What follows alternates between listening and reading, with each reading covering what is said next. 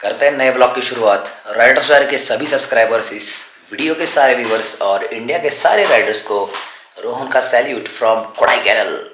तो आज वो दिन आ चुका है, मतलब संडे मॉर्निंग, जिस दिन मैं चेन्नई को वापस जाने वाला हूँ। और सुबह का अभी टाइम हो रहा है लगभग 6:10। मैं उठ गया था 5:30 बजे, तैयार हो गया था। बहुत ज़्यादा ठंड थी, जब मैं उठा था तब मोबाइल में 7 डिग्रीज दिखा रहा था बाहर का टेम्परेचर। 6:15 बजे मैंने उनको बोल के रखा था कि सामान लेने के लिए आ जाना, ताकि यहाँ से बहुत ऊपर अपनी बाइक है, आप लोगों को पता ही है, तो वहाँ पे सामान लेके चलेंगे। सामान बड़ी मुश्किल से पैक हुआ, लाते समय आराम से हो गया, तब जाते समय बैठ नहीं रहा था। तो सामान मैंने पैक कर दिया है, वेट कर रहा हूँ लड़कों का। मैं वैसे पूरा गियर अप हो चुका हूँ, रेडी टू गो। सनराइज़ यहाँ का बहुत अच्छा है, जो मैं मिस कर रहा था। अभी जाते वो भी देखेंगे और निकलेंगे फटाफट, क्योंकि संडे है तो आज सब लोग अपना अपना वापस जाएंगे घर, तो ट्रैफिक होने की पॉसिबिलिटी बहुत हाई है।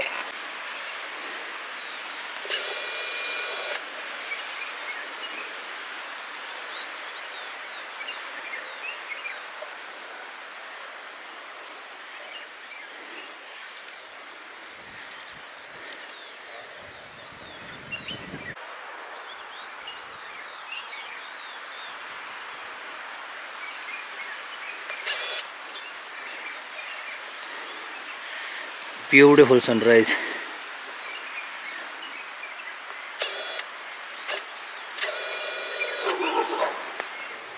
तो इट्स टाइम टू से good by two this cottages.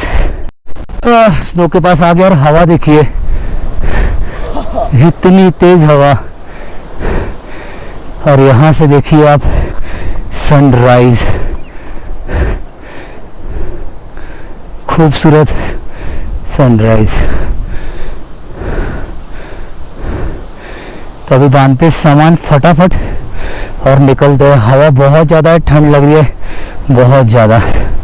हाँ, अर्ली मॉर्निंग निकला हूँ लगभग 6:45 के आसपास। तो ऐसा लग रहा है कि मैं अकेला ही रोड पे हूँ। फिलहाल सनराइज जस्ट हो ही रहा है, बहुत खूबसूरत लग रहा है देखने में। बट अभी ये जितना प्यारा लग रहा है, दिन में उतनी ज़्यादा गर्मी होगी, क्योंकि हम लोग जाएंगे चेन्नई के तरफ, तो मज़ा आने वाला है। और 530 किलोमीटर्स डिस्टेंस है यहाँ से। तो अभी सबसे पहले तो मेन टारगेट है कि घाट सेक्शन को कवर करना और घाट सेक्शन से नीचे उतरना। तो वो सबसे बड़ा चैलेंज है।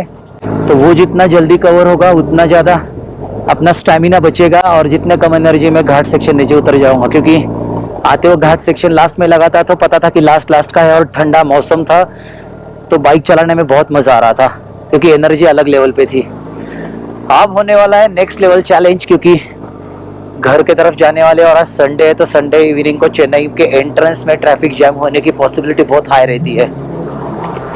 तो it's going to be challenge, but आएगा मज़ा।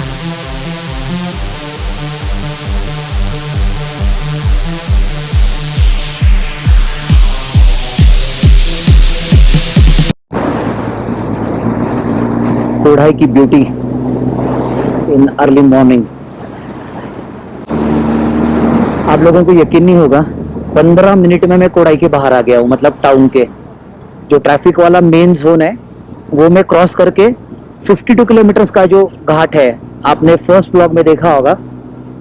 और आप लोगों ने अगर नहीं देखा है तो ये सारे व्लॉग्स एक साथ देखिए बैक टू बैक, ताकि आप लोगों को पूरी सीरीज समझ में आएगी, जैसे मैं हमेशा रिकमेंड करता हूँ। और मज़ा भी आएगा और आपको समझ भी आएगा कि हो क्या रहा है। तो मैं बता रहा था कि ये जो 52 किलोमीटर्स का घाट है, वो ऑलरेडी मैं 1-2 किलोमीटर कवर भी कर चुका हूँ, क्योंकि सुबह बिल्कुल ट्रैफिक नहीं था और मैं फटाफट निकल आया। क्योंकि लोग मोस्टली जो है फैमिली वाले या जो भी टूरिस्ट आए, ब्रेकफास्ट करके निकलना प्रेफर करते हैं। मैंने थोड़ा सा दिमाग लगाया कि अगर मैं उस टाइम पे निकलूंगा तो ट्रैफिक बहुत ज़्यादा हो जाएगा। प्लस आप लोगों को पता है कि स्नो का क्लच काम नहीं कर रहा है, और अभी सुबह से तो मैं पंप कर करके थक गया हूँ। आप देख सकते हो मैं फ्री टाइम में कंटिन्यूस उसको पंप करे जा रहा हूँ, ताकि उसमें प्रेशर बने जब मैं उसको ऑपरेट करूँ और गियर एंगेज या डिसएंगेज हो जाए। तो इसलिए मैं जल्दी निकला, और उसका एडवांटेज आप लोग देख ही सकते हो कि कोई भी रोड पे नहीं है, मैं आराम से जा रहा हूँ। थोड़ा सा नीचे उतर के मैं अगर चाय या कॉफ़ी कुछ पी लूँ, तो बस उसके बाद फिर आगे कहीं रुकेंगे ब्रेकफास्ट के लिए। एक ताज़ा ताज़ा शेर बनाया है। अर्ज करता हूँ, निकल पड़ा हूँ इन पहाड़ों को छोड़ के पीछे, निकल पड़ा हूँ इन वादियों को पहाड़ों को छोड़ के पीछे, क्योंकि कहीं दूर कोई इंतज़ार कर रहा है नीचे। वाह वाह वाह वाह। ऐसे पीजेस के साथ और शायरी के साथ अपना टाइम स्पेंड कर रहा हूँ मैं अकेले का, क्योंकि this is me time guys, और ये टाइम हर एक को लाइफ में बहुत ज़रूरी होता है। मैं सोच रहा था और एक 10-12 किलोमीटर उतर जाऊँ फिर चाय पीऊँ, ताकि बॉडी को भी थोड़ी रेस्ट मिल जाए। और घाट सेक्शन में आपको पता ही कि हाथों की कैसी बचती है बैंड, और बाइक लीन करके चलाने का जो मज़ा आ रहा है ना भूसा को, वो नेक्स्ट लेवल है गाइस। मतलब चढ़ते वक्त भी था, लेकिन उतरते वक्त एक अलग लेवल का मज़ा है। मैंने कहा निकलते वक्त भी आप लोगों को ये एक बार दिखा दूँ नज़ारा। सनलाइट डायरेक्ट उन पे आ रही है तो एकदम अलग शेड दिख रहा है लकड़ी का। बाय द वे, इस बार मैंने गलती कर दी, मैंने अपना चेन ल्यूब नहीं लाया। And it is highly recommended कि after 500 kilometres, every 500 kilometres chain lube करनी चाहिए।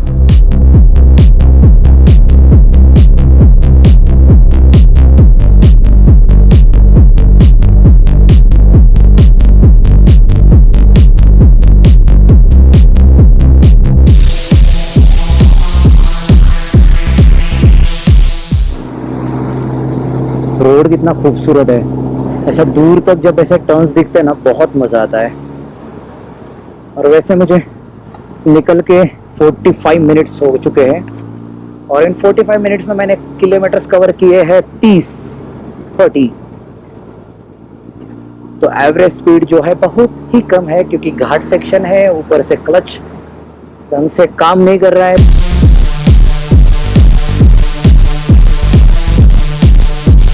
मैंने सोचा इस खूबसूरत व्यूज़ के साथ आप लोगों को टोटल कोढ़ाई के जो राइड थी मेरी, यहाँ तक का जो मेरा सफ़र हुआ है अभी 673 किलोमीटर्स का, उसका टोटल एक्सपीरियंस आप लोगों के साथ शेयर करूँ, और क्या कुछ होता है या क्या कुछ मन में और दिमाग में चलता है जब मैं ऐसी राइड पे निकलता हूँ, और क्या कुछ प्लान करके चलना पड़ता है। बाकी किस तरह से मैं आया, कैसे किया, कैसी जर्नी रही, वो आप लोगों ने देखा ही है वीडियोज़ में। बट एक चीज़ इम्पॉर्टेंट होती है कि mental preparation is very important.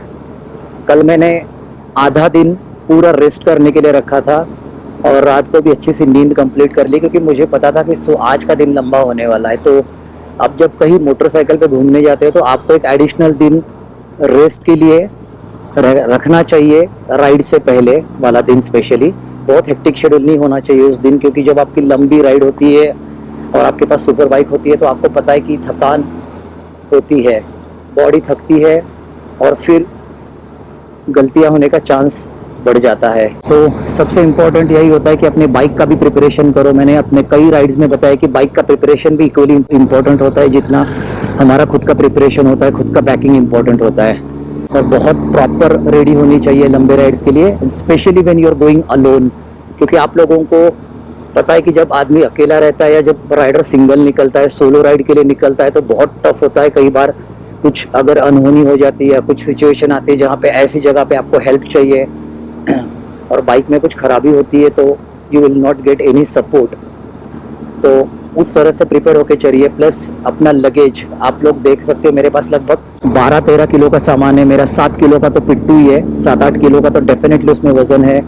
जो मेरे पीठ पे बैकपैक है उसकी बात कर रहा हूँ। पीछे का जो सामान लगेज बांधा है वो भी लगभग 5-6 किलो का है। तो इन सारी चीज़ों को ध्यान में रख के सारा कैलकुलेशंस करना पड़ता है। प्लस आपके पास बहुत सारे गैजेट्स जब होते हैं तब कहीं गैजेट कुछ छूट ना जाए, कोई चार्जर छूट ना जाए, बहुत सारी चीज़ें चल रही है। मेरे दिमाग में अभी भी चल रहा है कि मेरे फ़ोन का सैमसंग का चार्जर मैं कहीं रिजॉर्ट में भूल तो नहीं आया, क्योंकि वो मैं सबसे लास्ट में रखने वाला था। तो ये चीज़ें जो होती है, इन चीज़ों को आप राइड पे निकलने के बाद दिमाग में नहीं आनी चाहिए। आप जब राइड करो तो आपका फोकस राइड पे होना चाहिए, रोड पे होना चाहिए। और स्पेशली घाट सेक्शन जब होता है तब you can not take chances. ये कुछ छोटी मोटी चीज़ें थी जो मुझे लगा कि आपके साथ शेयर करनी चाहिए। दूसरा बहुत अच्छा साथ देती है। अंडर पावर बोलने का तो सवाल ही नहीं है इस मोटरसाइकिल का। This is the perfect motorcycle sports tourer motorcycle है, तो इसका राइडिंग पोजीशन बहुत ज़्यादा लीन होके मुझे चलानी नहीं पड़ता है। इन बिटवीन मैं अपना थोड़ा सा बॉडी को स्ट्रेच कर लेता हूँ, पैरों को स्ट्रेच कर लेता हूँ बाइक चलाते चलाते खुले पैच में। तो ये भी चीज़ें होती है कि आपको कितने ब्रेक्स लेने हैं, और सबसे इम्पॉर्टेंट बात कि आप डिस्टेंस कवर करना है, बस ये टारगेट अगर आप रखोगे तो आप खुद भी थकोगे और उसके वजह से आप ओवर स्पीड में भी जा सकते हो। तो you have to plan accordingly. आधा घंटा प्लस माइनस, 1 घंटा plus minus does not matter. जब मैं निकला था तब 9 घंटे की राइड मुझे दिखा रहा था, मेरी 10 घंटे की राइड हुई, लेकिन उसमें मैंने लगभग 2.5 घंटे का ब्रेक लिया था बीच में सब मिला के, तो जो ज़रूरी भी था। तो इस तरह से कुछ प्लान कीजिए, क्योंकि जब आपके पास इतनी पावरफुल सुपर बाइक होती है कि जो विद इन 3 सेकेंड 100 का स्पीड टच कर लेती है और 300 किलो उसका वेट है, तो आपको बहुत केयरफुली राइड करना पड़ता है, बहुत चीज़ों का ध्यान रखना पड़ता है। आप देख सकते हो कि टर्न्स कैसे है, मैं आप लोगों से बात करते करते लिटरली लीन करके चलाना पड़ रहा है, सामने से बस आ रहे हैं, ट्रक्स आ रहे हैं, तो we have to be very careful. आपका 1 सेकंड के लिए भी ध्यान भटक नहीं सकता है।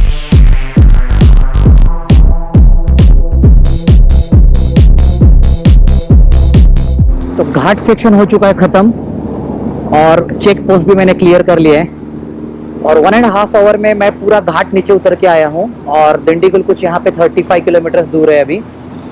अमेजिंग बात यह है कि मैं 20 मिनट से 25 मिनट का ब्रेक ले चुका हूँ ऑलरेडी, टी ब्रेक। उन कहीं पहाड़ों से हम लोग उतरे अभी नीचे, और नीचे उतरते ही कितना खूबसूरत नज़ारा है। अर्ली मॉर्निंग का सच में मुझे इसलिए निकलना पसंद है और मज़ा भी आता है, क्योंकि ये सारी चीज़ें जो है ना अर्ली मॉर्निंग में जो देखने का मज़ा है कुछ और ही है।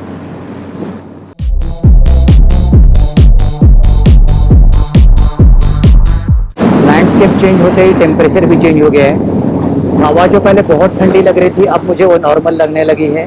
तो मेरा टारगेट है कि डिंडीगुल जैसी क्रॉस होगा कहीं अच्छी जगह पे ब्रेकफास्ट करेंगे। अर्ली मॉर्निंग उठते तो भूख लगती है, और उसके बाद फिर कंटिन्यू करेंगे जर्नी।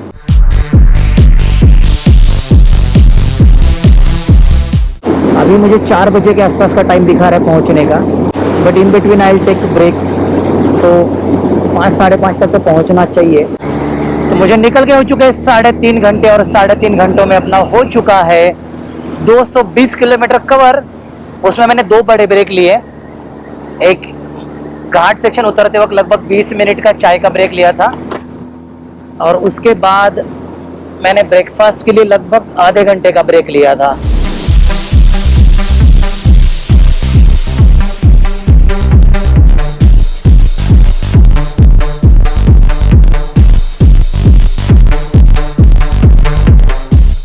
अभी तक तो ट्रैफिक ऐसा मिला नहीं है कि परेशान हो जाओ, क्योंकि हाईवे भी बहुत अच्छा है, रोड्स आर रियली अमेजिंग। तो रिटर्न जर्नी थकान भरी होती है नॉर्मली किसी भी ट्रिप की, क्योंकि लास्ट डे जो होता है ट्रिप का, जब अपन रिटर्न जाते हैं तब एनर्जी थोड़ी डाउन होती है, बट आज बिल्कुल ऐसा नहीं हो रहा है। चेन्नई अभी यहाँ से लगभग 300 किलोमीटर दूर है, फिर भी ऐसा बता रहा है। तो अभी मैप में चेक करेंगे कि अपना घर कितना दूर है। सुबह से 250 किलोमीटर के ऊपर राइड हो चुकी है। 4 ब्रेक ले चुका हूँ सुबह से, उसमें फ्यूल भराना भी बाकी है, तो वो छोड़ के मेरे 4 ब्रेक हो चुके हैं। ब्रेकफास्ट का सबसे लंबा ब्रेक था आधे घंटे का, और बाकी 15-15 मिनट के, तो मोर देन 1 आवर का मेरा ब्रेक हो चुका है, और 5 घंटे मुझे हो चुके हैं निकल के। टाइम हो रहा है 11:40।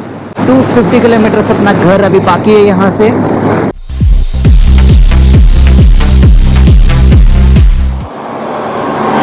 पांचवा ब्रेक, लगभग आधा घंटा रुका रोड साइड में, और अभी 190 किलोमीटर्स बाकी है। सामान को थोड़ा सा एडजस्ट किया है, स्ट्रैप्स टाइट लगे नहीं है, तो सामान थोड़ा सा शिफ्ट हो रहा है। सेकंड ब्लॉग मैंने जस्ट अपलोड किया यहाँ से, तो अभी फटाफट निकलता हूँ आगे। बट अभी बज रहे दिन के 1:06 और 190 किलोमीटर बाकी है।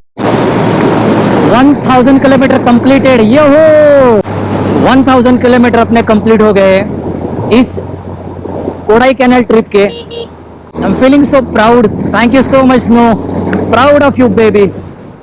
आखिरी 50 किलोमीटर बाकी है, और अभी हो रहे 3:04। टोटल 1117 मतलब 1117 किलोमीटर्स की राइड हो चुकी है मेरी।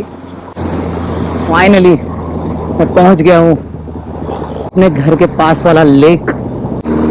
1162 मतलब पार्किंग में जाते जाते 1163 किलोमीटर्स हो जाएगा total kilometres, and it was an amazing experience.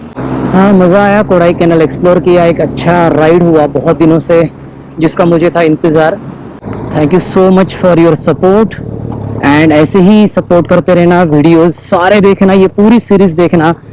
जब भी आप देखोगे आप बिल्कुल रिफ्रेश हो जाओगे ये सीरीज़ देख के। मैंने जितनी इन्फॉर्मेशन हो सकती उतनी शेयर करी है, जितने अच्छे वीडियोस बना सकता था बनाया है। तो चैनल पे बने रहिए, वीडियो को कीजिए like, share and do subscribe if not yet. मिलते हैं नेक्स्ट व्लॉग में, तब तक के लिए please take care, leave your dreams but don't leave your responsibilities. By the way मैं जब सुबह निकला था 7 बजे तो 3:30 बजे का पहुंचने का टाइम दिखा रहा था मुझे, मतलब 9 घंटे, लगभग 9 साढ़े 9 घंटे विदाउट ब्रेक्स। 2 घंटे लेने के बावजूद ब्रेक अच्छा खासा, टोटल मैं 3:45 को अपने पार्किंग में हूँ।